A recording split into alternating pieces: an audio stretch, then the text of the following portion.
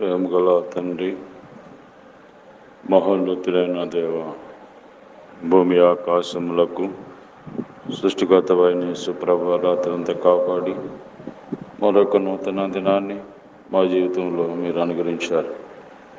ఇచ్చిన ఈ దినాన్ని బట్టి మేము స్తుతిస్తున్నాం నాయన. మరి దినమంతటి కొరకై మాకు కావలసిన అనుదిన జీవాహారమైన నీ వాక్యమును మాకు ప్రసాదించమని ప్రభా, ఎవరి అవసరత కలిగి ఉన్నారో వారి యొక్క అవసరతను బట్టి మీరే మాట్లాడుతున్నామని యేసు ప్రభు నామములో ప్రార్థిస్తున్నాం తండ్రి, ఆమేన్.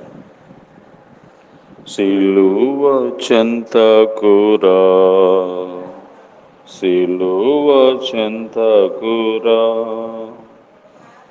సిలువ చెంతకురా, సిలువ చెంతకురా, ఎచ్చటలేని నెమ్మది ఉంది, ఎవ్వరు ఇవ్వని శాంతి ఉంది. ఎచ్చటలేని నెమ్మది ఉంది, ఎవ్వరు ఇవ్వని శాంతి ఉంది. సిలువ చెంతకురా,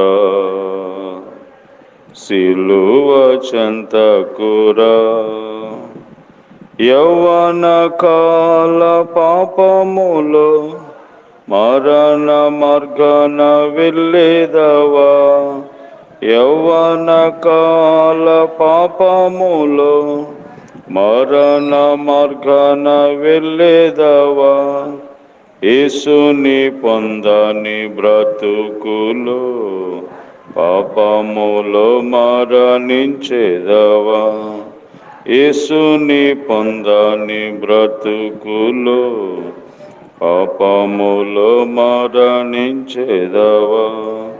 సిలువ చెంతకురా,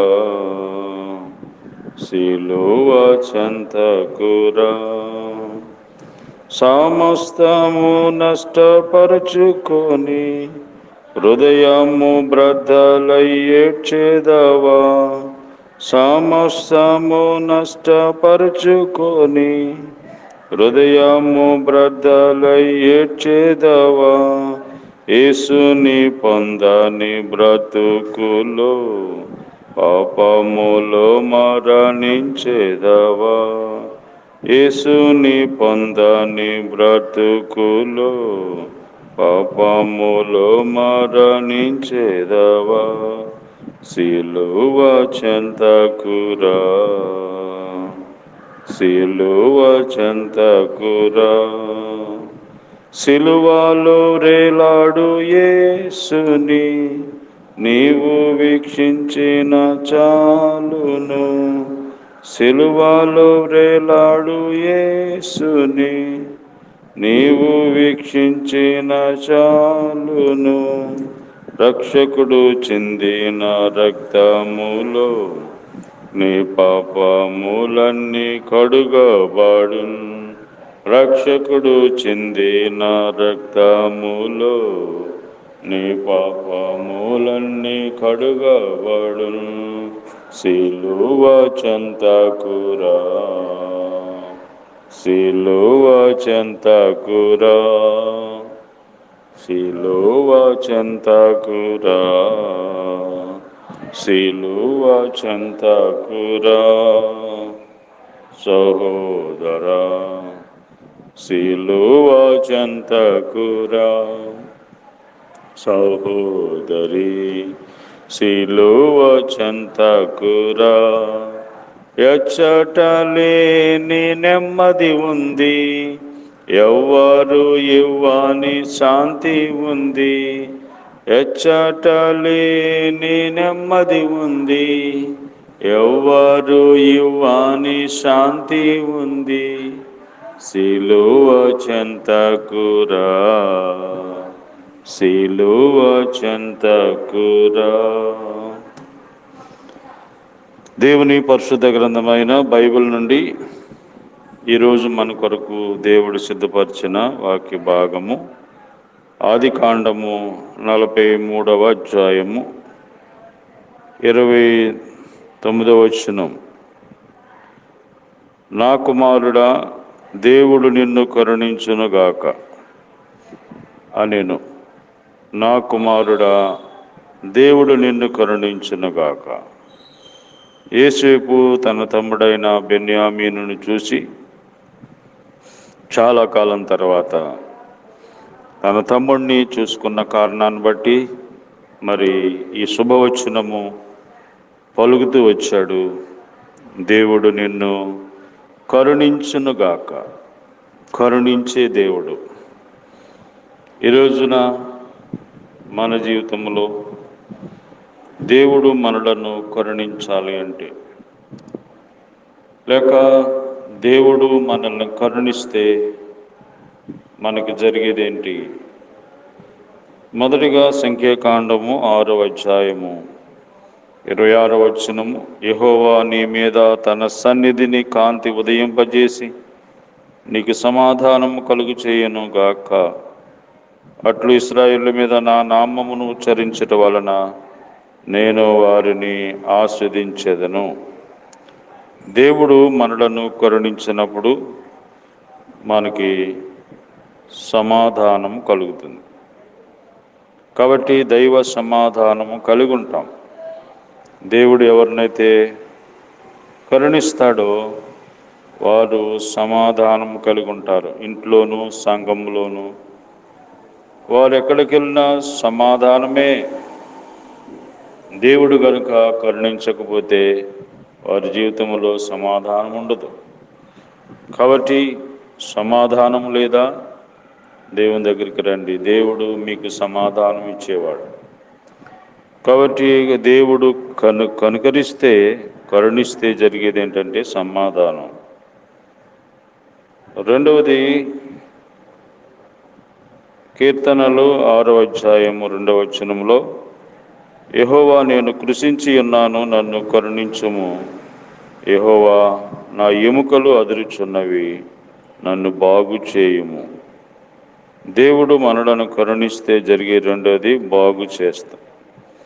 దేవుడు మనలను స్వస్థపరుస్తాడు. దేవుడు మనలను బాగు చేస్తాడు. ఈయన సమస్తమును బాగుగా చేయుచున్నాడు. కాబట్టి పాడైపోయిన వారిని, పాడైపోయిన పరిస్థితిని దేవుడు బాగు చేసేవాడు.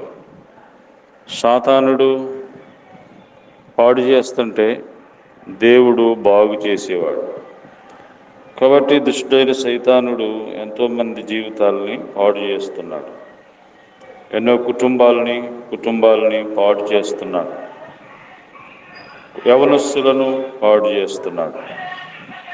కాబట్టి ఈ పాడు చేస్తున్నటువంటి సైతాను యొక్క చేతిలో నుండి దేవుడు మనలను బాగు చేయటానికే ఈ లోకానికి వచ్చారు. కాబట్టి దేవుడు మనలను కరుణిస్తే జరిగేది ఏంటంటే మనము బాగుపడతాం.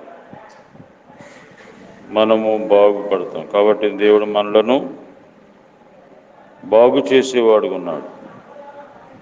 కాబట్టి మరి ఇంకా మనం చూస్తే దేవుడు మనలను కరుణించినప్పుడు జరిగేటువంటిది మనము చూస్తే కీర్తన గ్రంథము, కీర్తనలు గ్రంథము 30వ అధ్యాయం, కీర్తనలు 30వ అధ్యాయంలో దేవుడు మనలను కరుణించినప్పుడు జరిగేటువంటి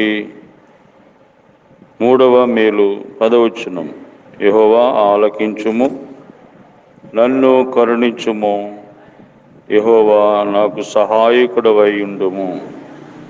దేవుడు మనను కరుణించినప్పుడు జరిగేది సహాయం చేస్తాడు. కాబట్టి దేవుడు మనకి సహాయం చేసే దేవుడు. కాబట్టి నిస్సహాయ స్థితిలో ఉన్న వారికి, ఏ సహాయం లేకుండా ఉన్నవారికి దేవుడు సహాయం చేస్తాడు. కాబట్టి దేవుడు మనల్ని కరుణిస్తే జరిగేది మొట్టమొదటిగా సమాధానము, రెండవదిగా స్వస్థత, మూడవదిగా సహాయము.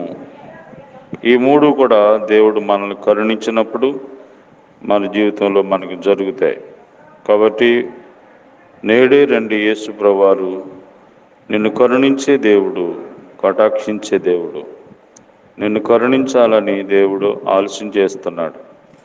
దేవుని కరుణ పొందుకొని ఆ పరలోక రాజ్యానికి వారసులు అవ్వాలని యేసయ్య నీ కొరకై సిలువలో చనిపోయి నీ శిక్షను భరించి నీ మీదున్న మరణమును తీసివేశారు, నీ మీదున్న దుఃఖమును తీసివేశారు. కాబట్టి ప్రభువైన యేసునందు విశ్వాసం ఉంచండి, అప్పుడు మీరు మీ ఇంటి వారు రక్షించబడతారు. ప్రేమగల తండ్రి, దయగల ప్రభువా, మీరు మమ్మల్ని కనుకరిస్తే జరిగేది సమాధానము, రెండవది స్వస్థత, మూడవది సహాయం. కాబట్టి నువ్వు కరుణించే దేవుడు, కటాక్షించే దేవుడు. మరి ప్రతి ఒక్కరూ మీ కరుణ పొందుకోవడానికి సహాయం చేయండి. అయినా మరి ఉదయకాలంలో మా దేశము, రాష్ట్రము, గ్రామము అందరి కొరకే ప్రార్థన చేస్తున్నాం. సహాయం చేయండి. రోగులైన వారిని స్వస్థపరచండి, దూరదేశంలో ఉన్న వారిని కాపాడండి. ఆయన చదువుకున్న బిడ్డలకు కావాల్సిన జ్ఞానం దయచేయండి. తిరిగి ఈ సంవత్సరం స్కూల్కి, హాస్టల్కి, కాలేజీకి వెళ్తున్న బిడ్డలందరికీ తోడుగా ఉండండి. ఆయన మరి విధంగా ఎవరైతే సమస్యల్లో ఉన్నారో వారందరినీ విడిపించమని, ఈ దినమందు మీరే తోడుగా ఉండమని, ప్రతి విధమైన కీలు అపాయాలు తప్పించమని యేసు ప్రభు నామములో ప్రార్థిస్తున్నాం తండ్రి. ఆమేన్. తండ్రి అయిన దేవుని ప్రేమ, ప్రభువైన యేసుక్రీస్తు వారి కృప, పరిశుద్ధాత్మ సహవాసం ఈ రోజంతా మనకి తోడైండి కాపాడును గాక. ఆమేన్.